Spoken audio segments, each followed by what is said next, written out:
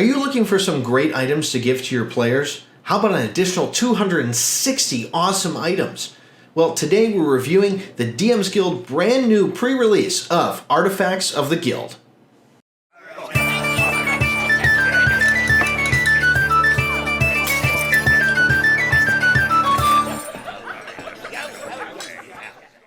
Welcome everyone, I'm Sean, this is Tony, and today we're going to be looking at something that we were sent to us from the community of the DM's Guild. It's going to be called the Artifacts of the Guild, and like we said in the intro, there's 260 brand new items included in this pack. And it's insane. We were actually given this on kind of like a late start kind of thing, but we thumbed through it, and we found some great things in there that we want to share with you guys. We really, really love this thing.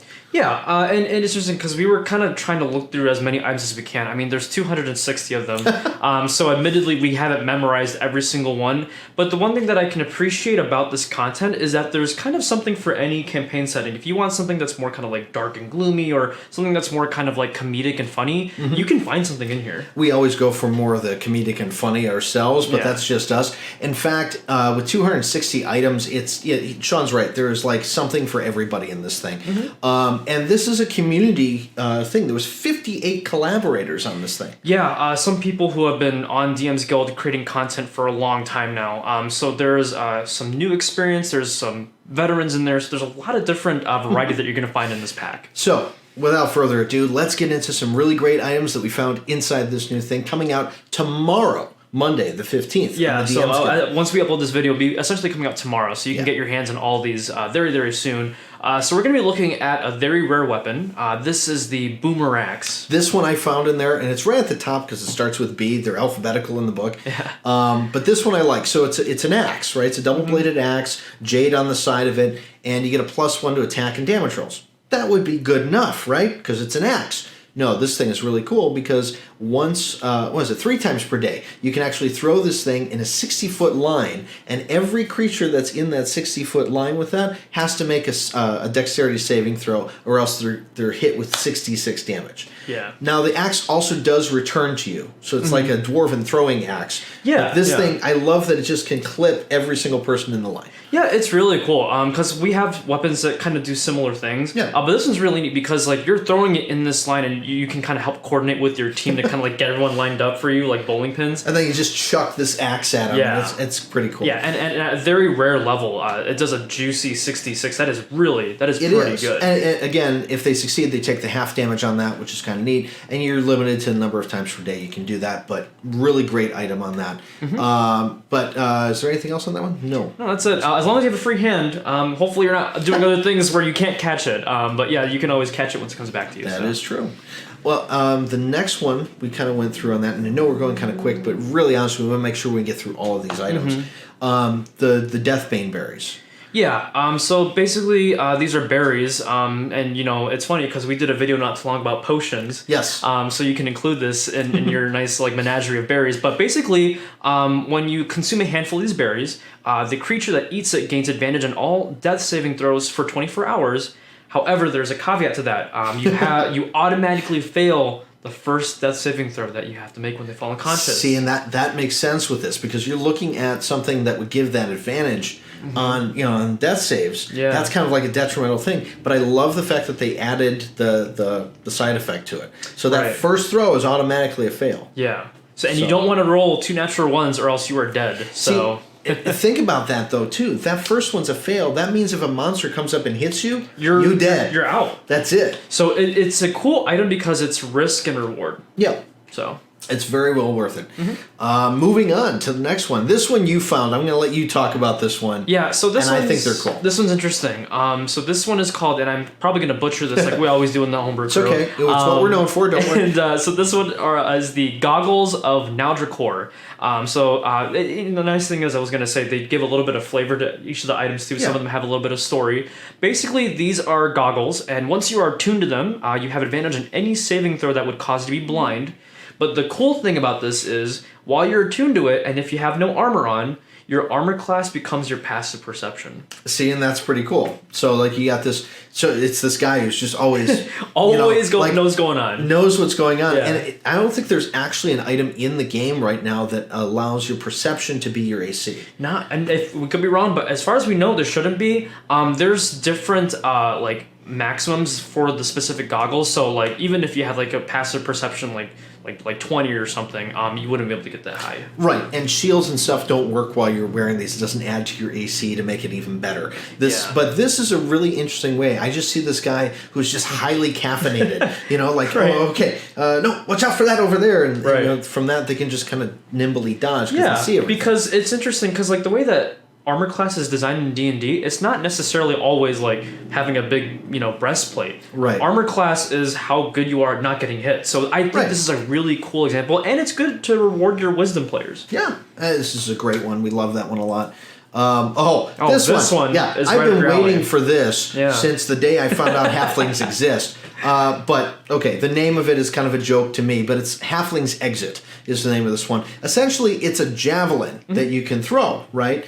And it's, this thing was it gives some flavor text in there. I'm gonna slowly say this so we get it right. The javelin was created by a halfling artificer. See? Look it. I do know how to pronounce it. Oh my god, we did it. Yes.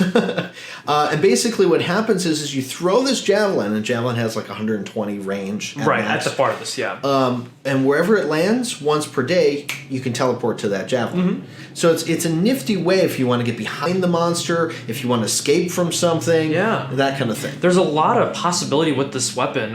Even if you want to traverse over like a hole or something, you'll just throw the javelin, head over. But there's a lot of cool opportunities for combat. Like if you have someone running away, you can just be like throw that javelin, hit them, and then teleport right next to them and like. I would argue with that. If there's a javelin sticking out of somebody, you would end up on that person. Hey, even better, depending on the situation. As long as they didn't get 120 feet away from you. Yeah, exactly. So, but again, besides the funny name, it's a really cool item. Yeah, and I'm still waiting for Halflings to exit. Maybe one day. And for any of you who would like to talk about my hate for halflings, I offer you this item, Hush Money.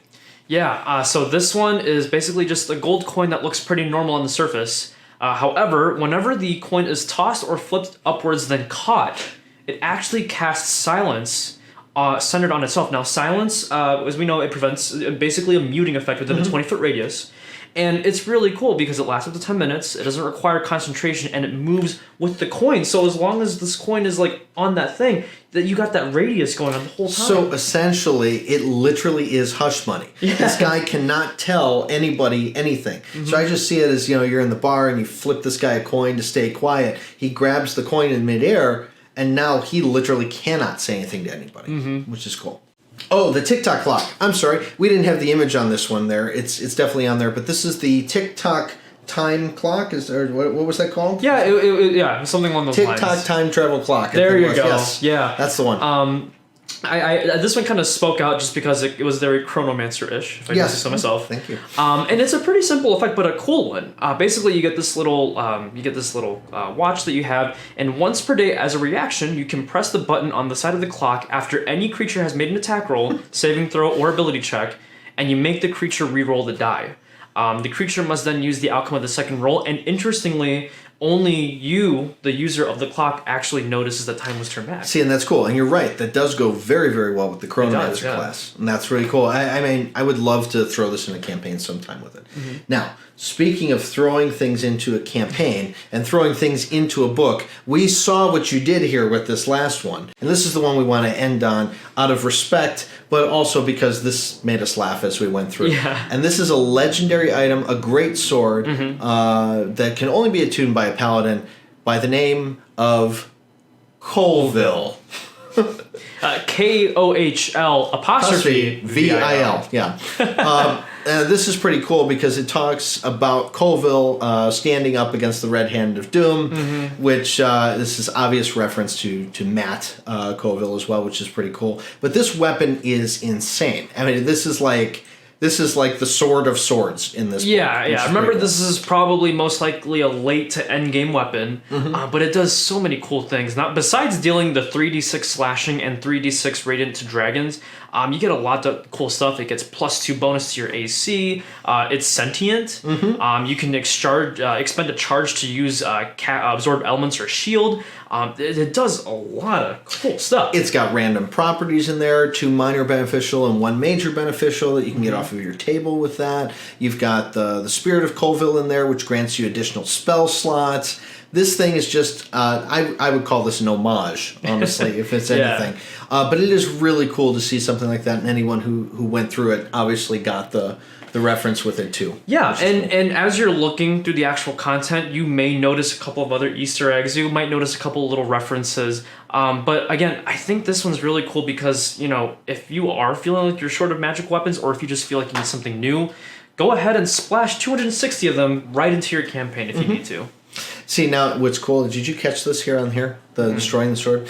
The only ways you can destroy a sword, I like the bottom one. By the combined breath weapons of ancient amethyst, emerald, topaz, sapphire, and ruby dragons, whilst the sword is on the material plane. That is in reference to his gemstone dragons that he is doing, which is pretty cool. Man, that is awesome. So, either way, this is something you guys can definitely pick up on the DMs Guild. It is going to be live tomorrow, Monday the 15th of April. Oh, God, tax day. Do your taxes and get some magical weapons. But this thing is definitely a lot of fun. Check it out. Pick it up. You can always add these things in there. And again, this is a collaboration of 58 homebrewers. Yes, so there was a ton of people who are active on DM's Guild who helped contribute and basically add a couple of awesome items to this. So for everyone, if you happen to be watching this video, thank you so much. The compilation is fantastic. You have a lot of good items, some great artwork in here as well, and it's very well compiled. Yep, and if you'd like to compile something and send us something that you've created as well, you can write to us at dmbrewcrew@gmail.com.